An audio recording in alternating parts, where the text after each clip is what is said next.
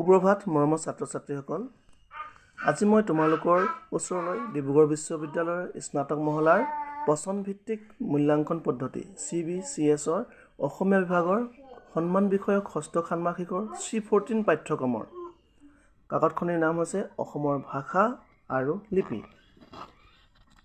অসমৰ ভাষা আৰু লিপি language and script of Assam এই কাকতখনি 2022 বৰ্ষৰ প্ৰশ্ন কাকতখন তোমালোকৰ ওচৰলৈ লৈ আহিছোঁ কাকতখনত সৰ্বমুঠ আছে 80 নম্বৰ আৰু ইয়াৰ উত্তীৰ্ণ হোৱাৰ নম্বৰ হৈছে 32 নম্বৰ তোমালোকে 32 পাবই লাগিব আখেৰ ভিতৰত 32 পাব লাগিব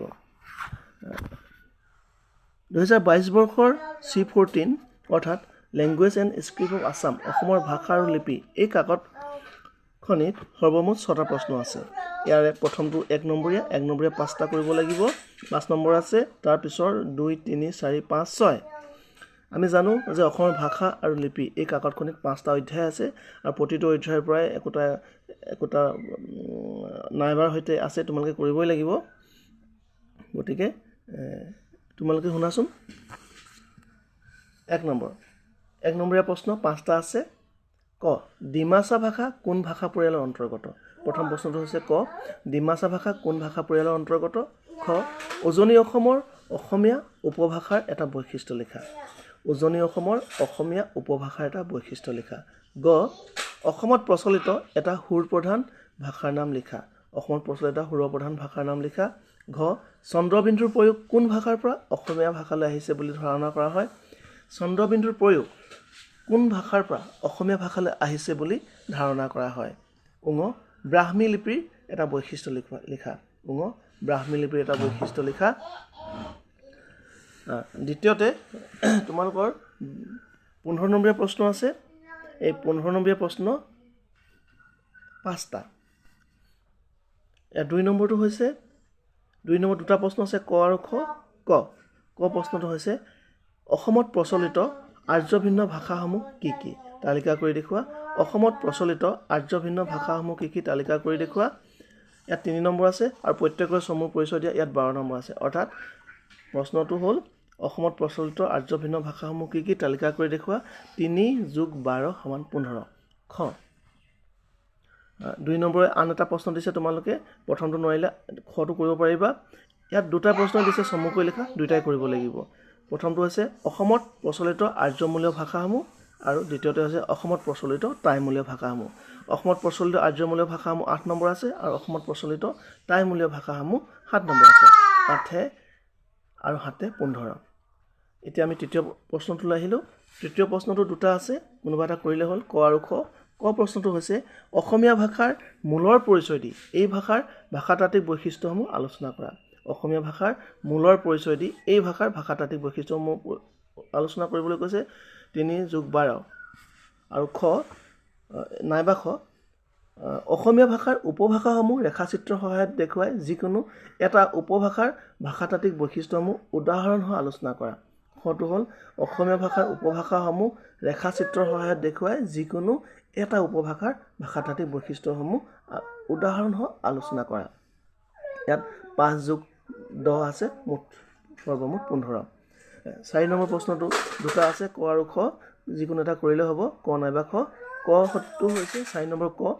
অসমত প্ৰচলিত তিব্বত বৰ্মীয় ভাষাসমূহ কি কি অসমত প্ৰচলিত তিব্বত বৰ্মীয় ভাষাসমূহ কি কি ইয়াত 3 নম্বৰ আছে ইয়াৰ যিকোনো এটা ভাষাৰ ভাষিক বৈশিষ্ট্যসমূহ উদাহৰণসহ আলোচনা কৰা ইয়াত 12 নম্বৰ আছে অৰ্থাৎ 3 + 12 15 মই প্ৰশ্নটো আকৌ এবাৰ কৰিছোঁ অসমত প্ৰচলিত তিব্বত বৰ্মীয় ভাষাসমূহ কি কি ইয়াৰ যিকোনো এটা ভাষাৰ ভাষিক বৈশিষ্ট্যসমূহ উদাহৰণসহ আলোচনা কৰা নাইবা খটো হৈছে অসমৰ ঠাইচিন ভাষাৰ ভাষাসমূহৰ উমৈহতীয়া বৈশিষ্ট্যসমূহ উল্লেখ কৰি যিকোনো এটা ভাষাৰ ভাষিক বৈশিষ্ট্যসমূহ উদাহৰণ সহকাৰে আলোচনা কৰা খটো হৈছে অসমৰ ঠাইচিন ভাষাৰ ভাষাসমূহৰ উমৈহতীয়া বৈশিষ্ট্যসমূহ উল্লেখ কৰি যিকোনো এটা ভাষাৰ ভাষিক বৈশিষ্ট্যসমূহ উদাহৰণ সহকাৰে আলোচনা কৰা ইয়াত 5 + 10 সৰ্বমুঠ 15 নম্বৰ আছে 5 নম্বৰ প্ৰশ্নটোলৈ আহিলোঁ 5 নম্বৰ প্ৰশ্ন তোমালোকৰ বাবে 4টা প্ৰশ্ন আগবঢ়াইছে ইয়াত তোমালোকে 3টাই কৰিব লাগিব অৰ্থাৎ 5 × 3 3 নম্বৰকৈ 5 নম্বৰকৈ 3টা কৰিলে হ'ল 4টা প্ৰশ্ন আছে 5 নম্বৰ ক হ'ল ক অসমীয়া ভাষালৈ মিচিং ভাষাৰ উপাদান অসমীয়া ভাষালৈ মিচিং ভাষাৰ উপাদান খ অসমীয়া ভাষাত টাইমূলীয় শব্দ খ অসমীয়া ভাষাত টাইমূলীয় শব্দ গ জনজাতীয় ভাষাত অসমীয়া ভাষাৰ শব্দগত উপাদান জনজাতীয় ভাষাত অসমীয়া ভাষাৰ শব্দগত উপাদান ঘ অসমীয়া ভাষাত বড়ো ভাষাৰ ৰূপগত উপাদান অসমীয়া ভাষাত বড়ো ভাষাৰ ৰূপগত উপাদান এতিয়া আমি 6 নম্বৰ প্ৰশ্নটো আহিলো 6 নম্বৰ প্ৰশ্নত তোমালোকৰ বাবে 15 নম্বৰ আছে